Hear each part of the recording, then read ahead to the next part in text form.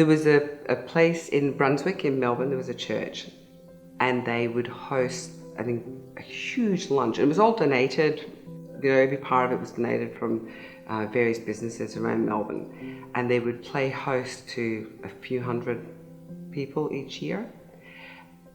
The majority were homeless, and there was two that stand out for me. One was one man who was a homeless gentleman and brought everything with him in a trolley.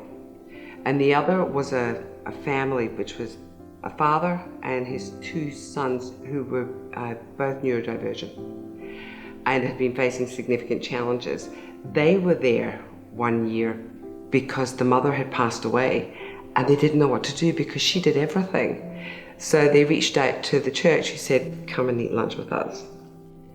When a homeless person comes to the centre, you can't just say, hey, yes, come on, we'll sit you here.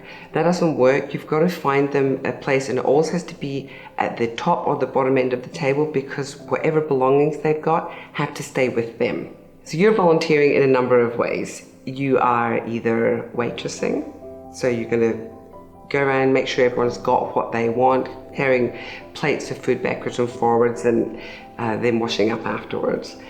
Or you're asked to be a listener, and then you just sit with someone and you talk to them and you ask them questions about their life and you hear their story.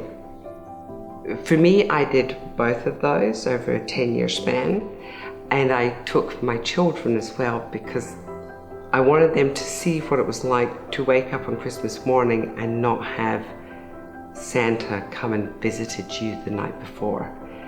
And my children didn't understand that that could happen, so I brought them out to, introduce them to what life was like somewhere else. Those were the best Christmases, the best Christmas days I think I ever had. And I think that my children had as well.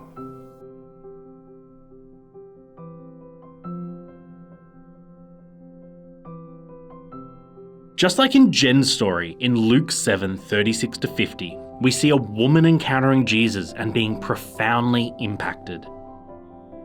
A Pharisee invited Jesus to his house for a meal.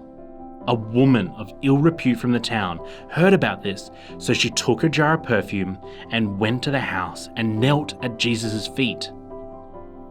She was moved by her encounter with Jesus and asked for his forgiveness. She washed his feet with her tears, used her hair to dry them, and then covered them with the perfume. This woman who encountered Jesus wanted to do everything she could to serve him and make him feel more comfortable. She was moved to do a great act of service for him, to show him her love. Jen tells the story of how she and her family chose to be the face of Christ by serving others at Christmas. Encountering Christ calls us to serve those we meet, especially the poor and marginalised. How will you serve others this Christmas?